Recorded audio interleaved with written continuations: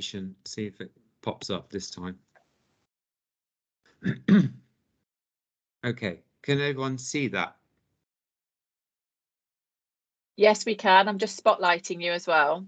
Oh, right. Okay. Yeah. That's yeah. great. So you're okie dokie. So you are spotlighted for everybody.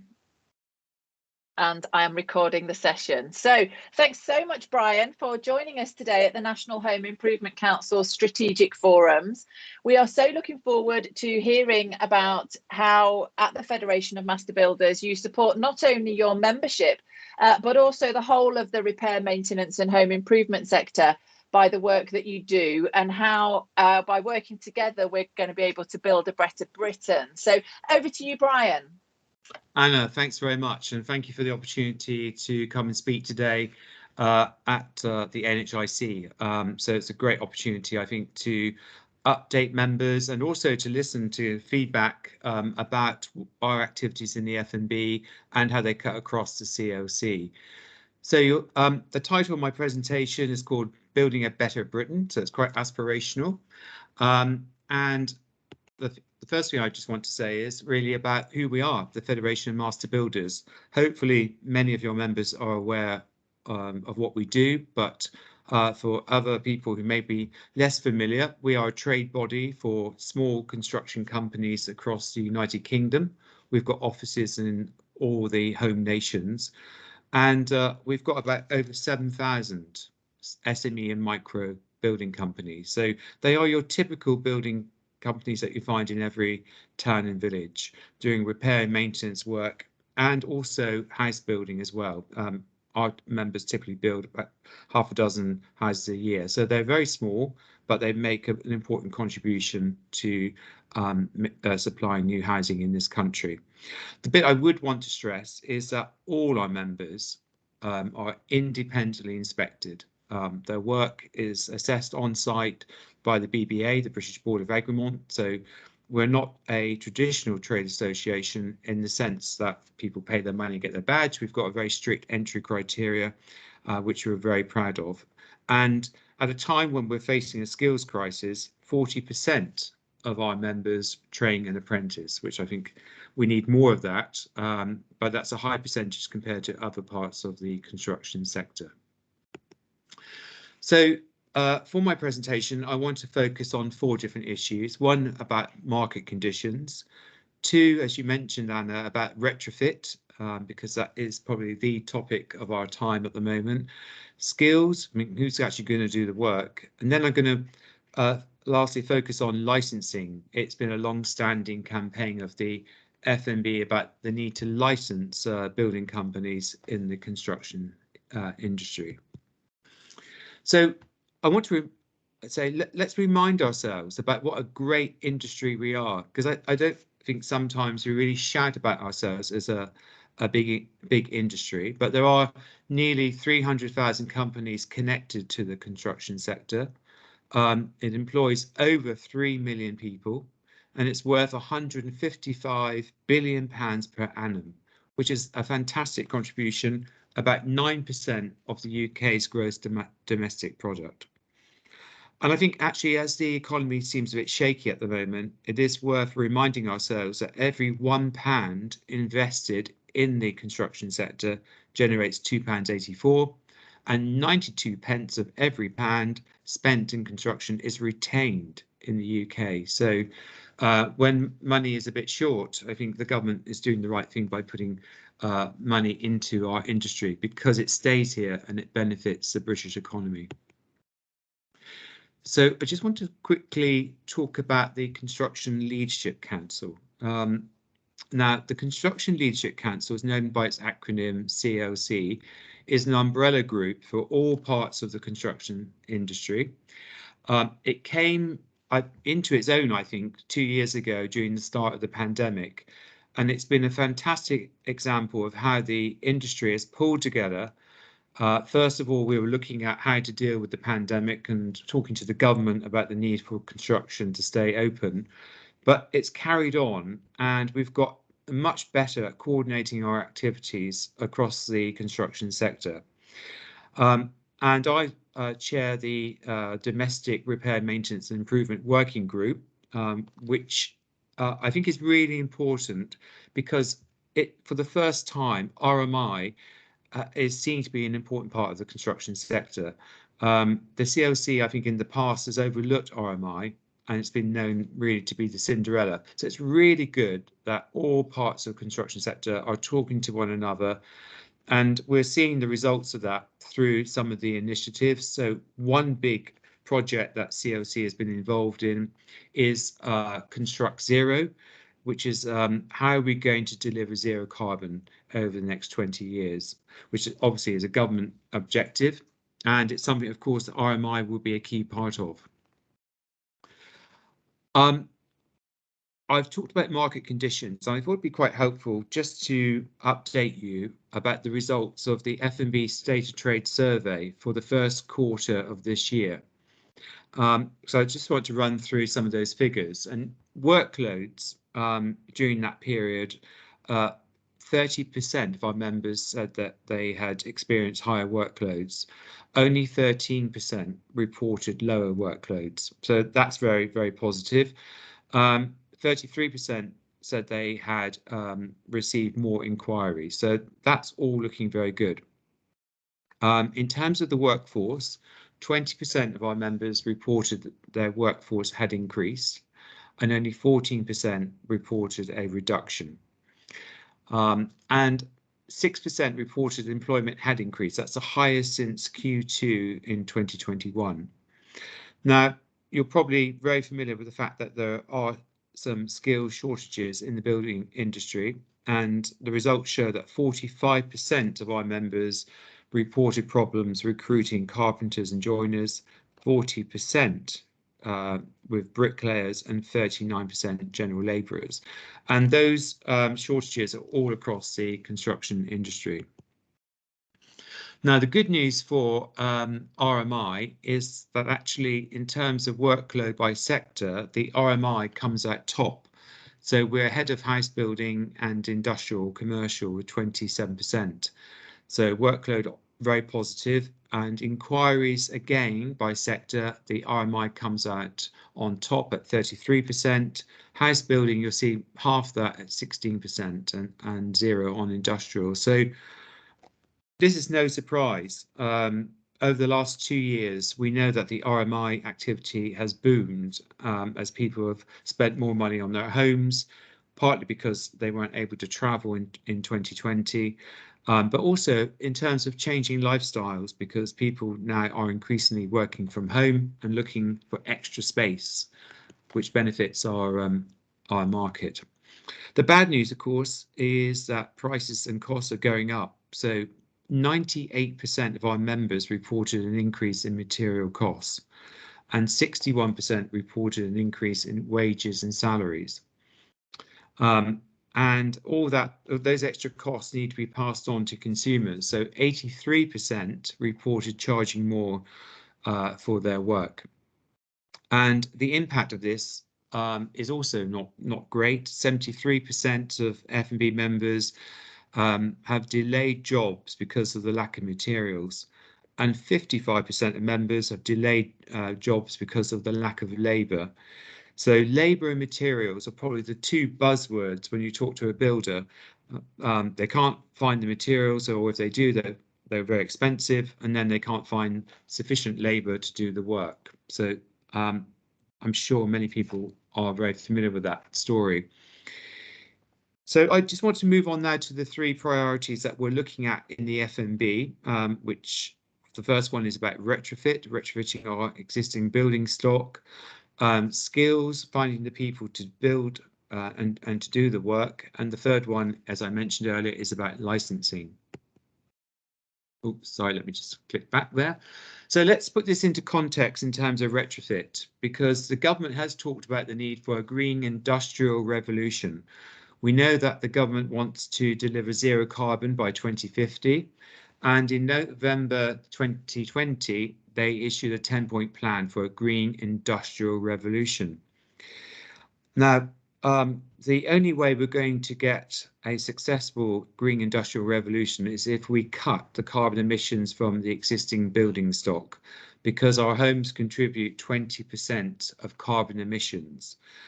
And so we've actually got to find ways now to actually reduce that percentage if we're going to deliver zero carbon by 2050. This is an issue that's been picked up by the CLC as part of its Construct Zero campaign.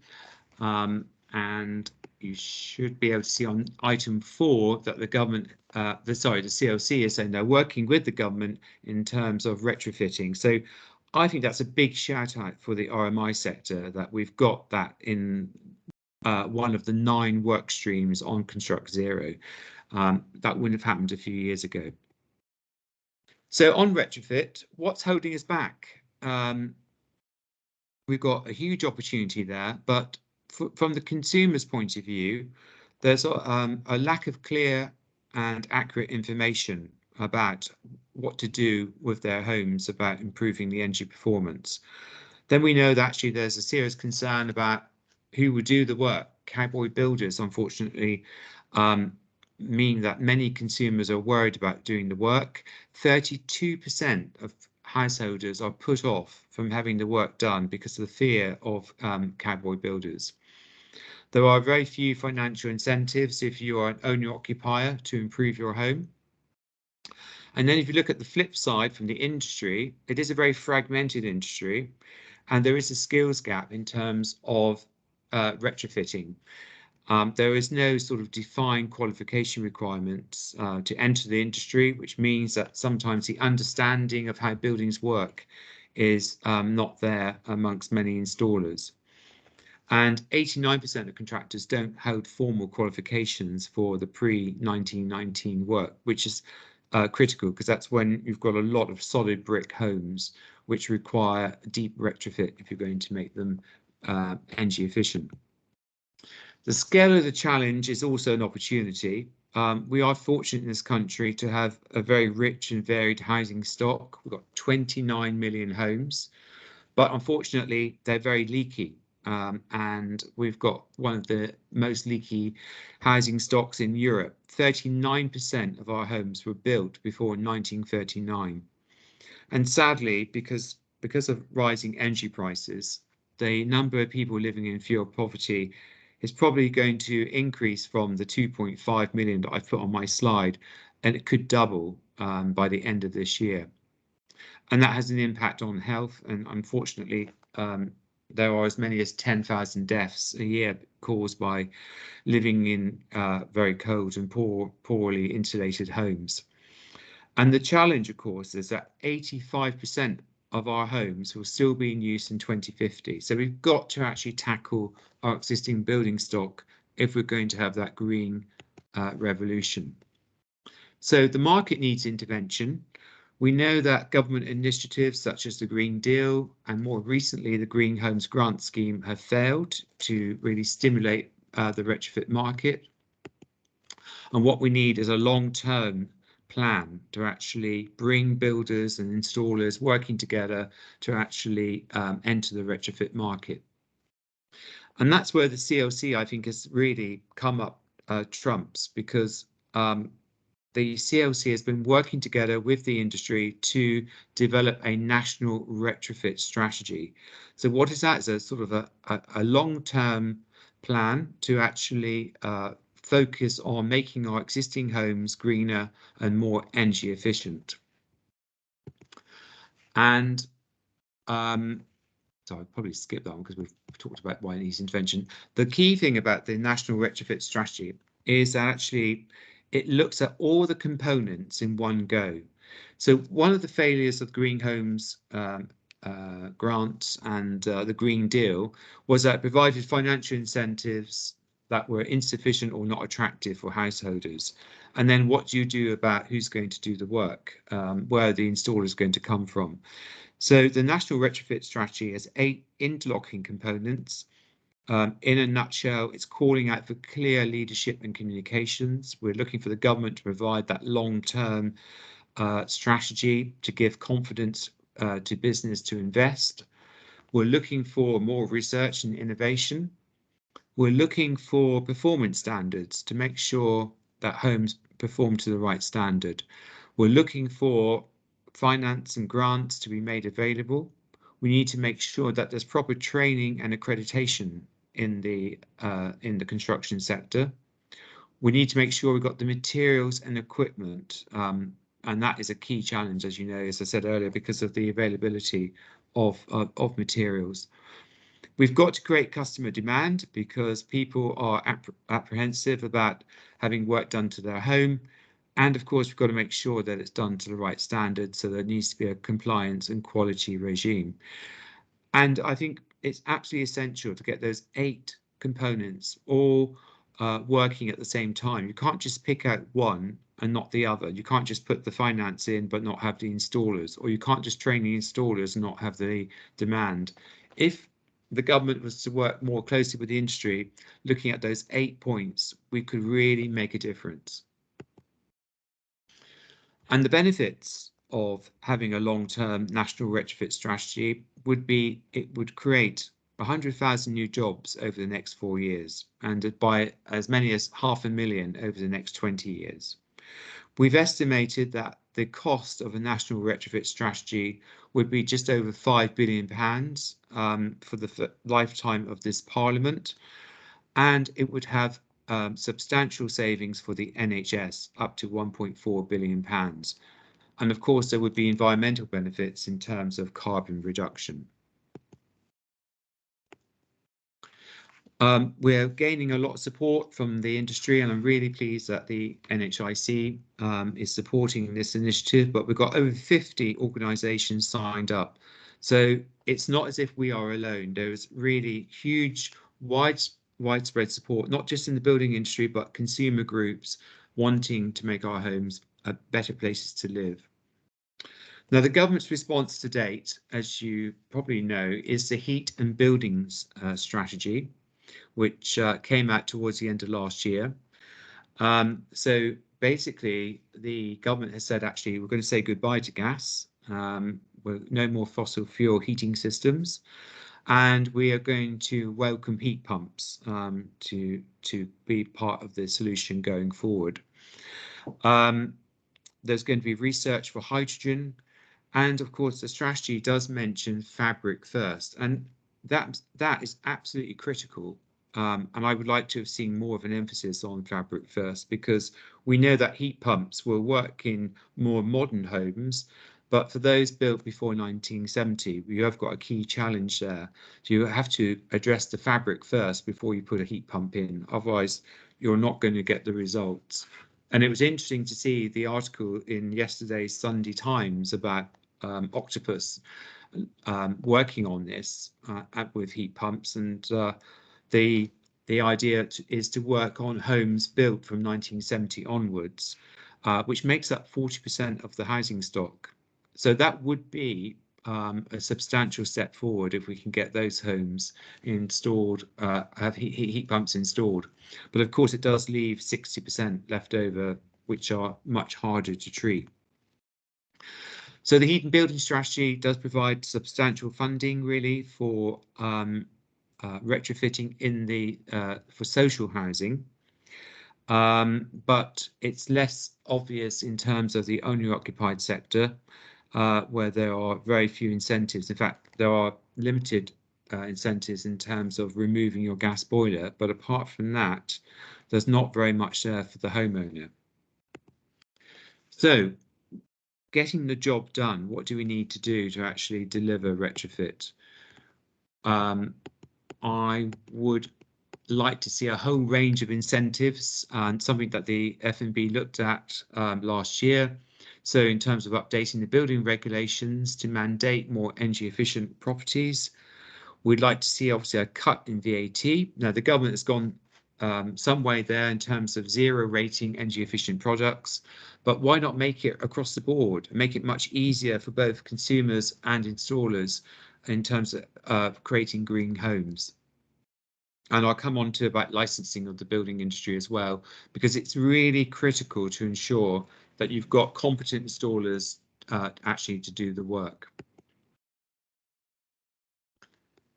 So just, oh, sorry, I'm now home club was navigating going forward. So the second issue is about making sure we've got the skills actually to do the work. And that's something that the F&B has been very much involved in. We would like to see, much more encouragement given to employers to take on apprentices. We've seen over the last 20 or 30 years really a lowering of standards in apprenticeships, and we need to actually rebuild that. We need to develop homegrown talent if we're going to make sure we've got sufficient people in our sector. And we've been working on developing employer-led apprenticeship standards in terms of trying to address that need. We also need to promote construction careers. We're operating in a competitive market, but we do suffer from an image problem in the building industry. And we think that students should be supported into technical qualifications through careers advice services in schools. There is, I think, an inbuilt snobbery in this country about not using your hands, and we've got to get over that. Vocational training, I think, offers a very rewarding and successful career. It doesn't have to be about just going to university and having a degree that maybe doesn't deliver the job that perhaps children are promised when they start off. On-site experience is really critical. We know that the government's introduced T levels as a means to try and encourage more people in. I'm sure they've got their role to play, but you can't beat a traditional apprenticeship where you're learning on site with experienced people about the skills and training that you're going to need. And going forward, we need to make sure that actually the apprenticeships cover off the green skills that are going to be needed. So breaking down those silos and getting the trades to work together will be essential if you're going to be able to transform our built environment into one that is green and energy efficient. So what needs to change? Well, as I said there about trying to break down the silos, we think there should be a multi-trade apprenticeship standard. So rather than just learning to become a bricklayer or a plasterer, why not have a multi-trade standard so that we get everyone understanding more about the energy performance of a home? That's going to be essential. And we're working with IF8 in terms of developing that standard, and it's an ongoing discussion that we're having, but hopefully we will see that coming out in the next year or so. I mentioned the imaging industry because it's really important that we do attract people into our sector. The challenge is immense. We've got 42,000 vacancies in the construction industry. And that's what not helped by the fact that our industry is often given a bad name because we do attract road traders and cowboys, which is obviously very damaging. So we need to beef up professional development and upskilling. And as I mentioned, 32% of homeowners are put off having work done to their homes because they are fearful about cowboy builders. So what can we do about it? Well, we believe that there should be a licensing scheme for all construction companies in this country. It can't be right that anyone can call themselves a builder. The fact this afternoon, I could go out with a van and start offering my services in the building industry, which would be absolutely dreadful. But this can happen, and it does happen. So there does need to be some sort of qualification or vetting to make sure that the building company is legitimate. And this, I think, would offer a much safer, more productive and a much more professional industry going forward if we had licensing of construction companies. So how would it work? Well, as I mentioned, all construction companies we're suggesting should be licensed. That would include sole traders. The license would be renewed every 3 to 5 years. The fees should be tiered depending on the size of the firm. So it's not fair if you're a sole trader. We're saying you should only be spending 150 upwards compared to maybe £1,000 for a larger company. In terms of the who would do the licensing, it's certainly the view of the FNB that we should work with the existing structures. We don't want to reinvent the wheel, which is why in our report, which was carried out by Pi Tate, we suggested that Trustmark would be a very good vehicle in terms of licensing building companies. And of course, there needs to be robust enforcement and sanctions to make sure if things go wrong, that they will be put right.